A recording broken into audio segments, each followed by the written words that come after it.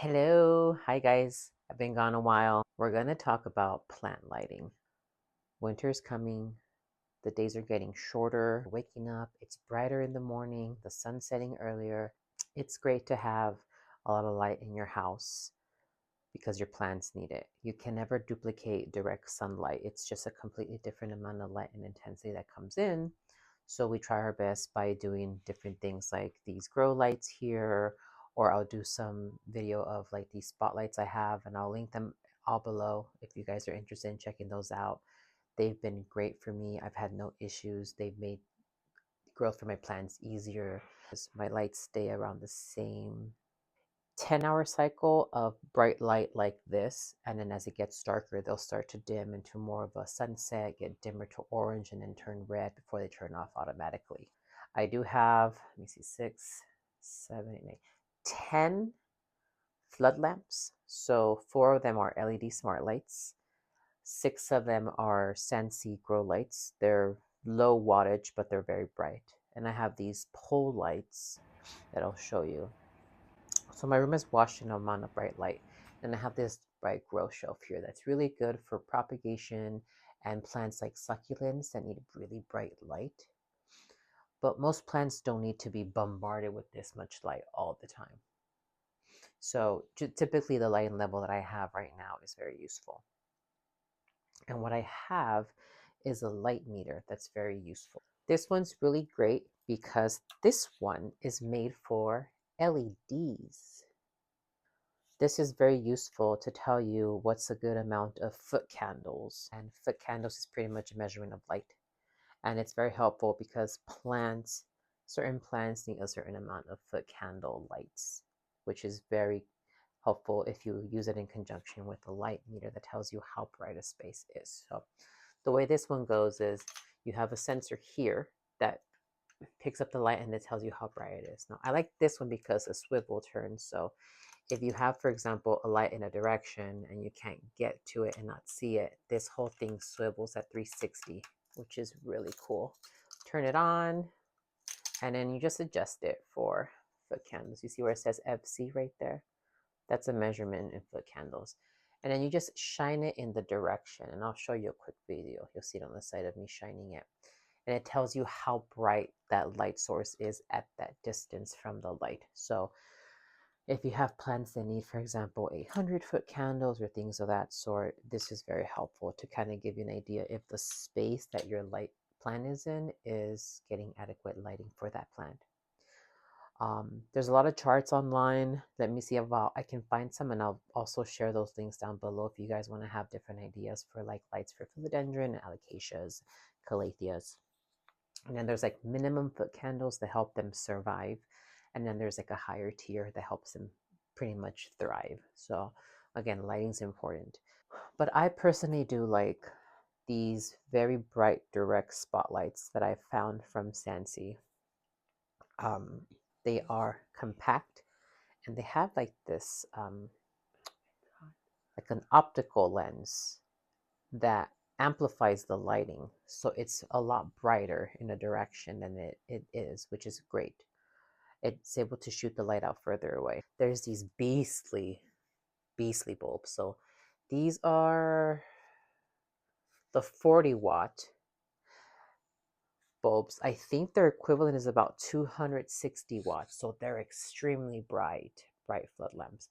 These are great if you have a large space that's, for example, shining a light down from a high altitude, for example, like on a wide stretch of plants. So if you have, like, I have a lot of plants, and I think you guys have seen, like right now I have these jacarandas, and I'll tilt the camera forward so you can see them. I've got 24 of them on the floor because they outgrew the grow shelf. So I'm actually getting a greenhouse, and I'm going to have a video up for you guys on that too. They're all going to move into an outdoor greenhouse because I don't have room, and I miss my room. I need space.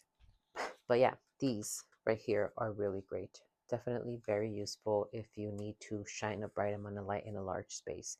They are heavier, so make sure that you're mounting them either straight down or on a lamp that has a good support if it's able to adjust the direction.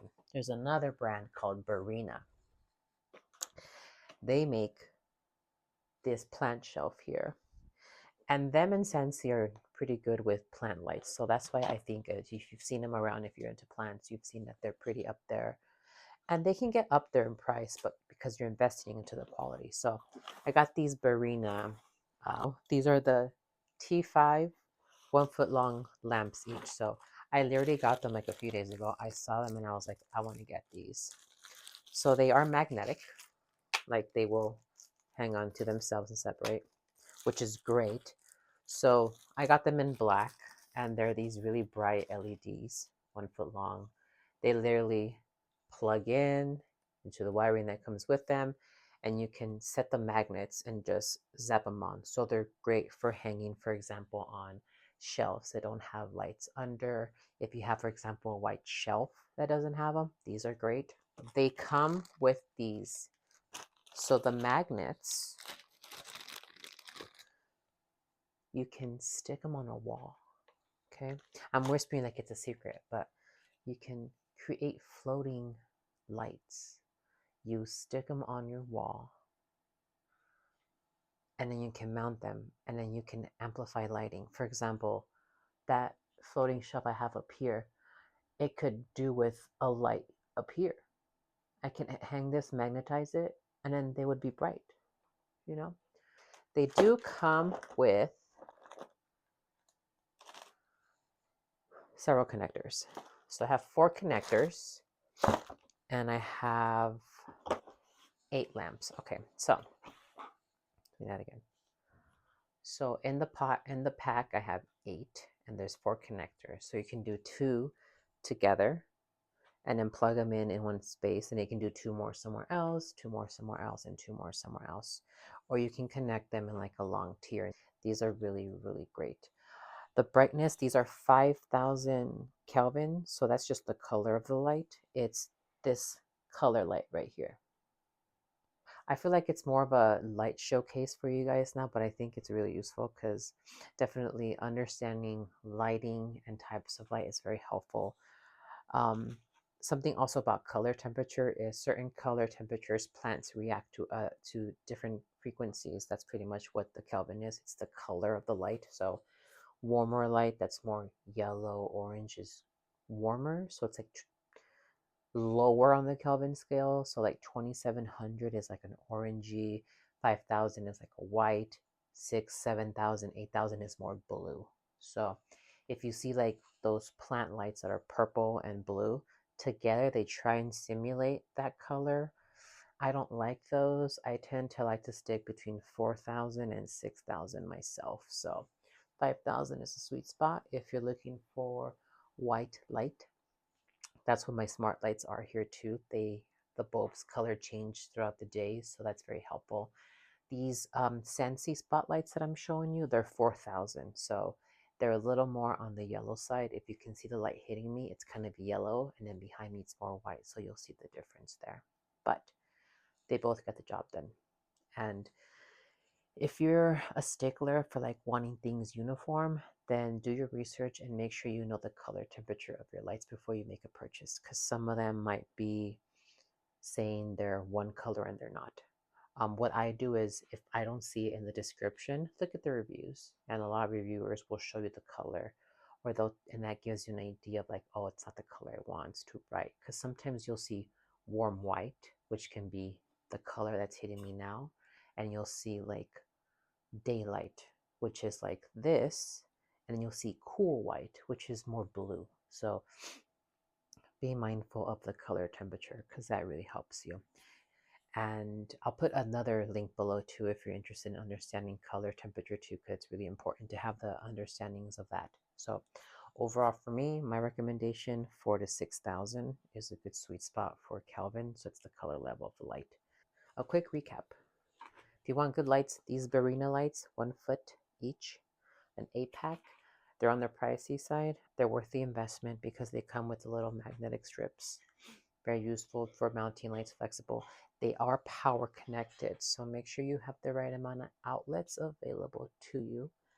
And if you want to automate it, get like a smart Wi-Fi plug to help you make it easier. Um, the SANSI lights that I showed you earlier, the spotlights, those are great. They're low power consumers, but they're very bright. Another type of lighting is GOVEE, is a great brand. They're on the higher tier. They're on the same level as Barrina with pricing.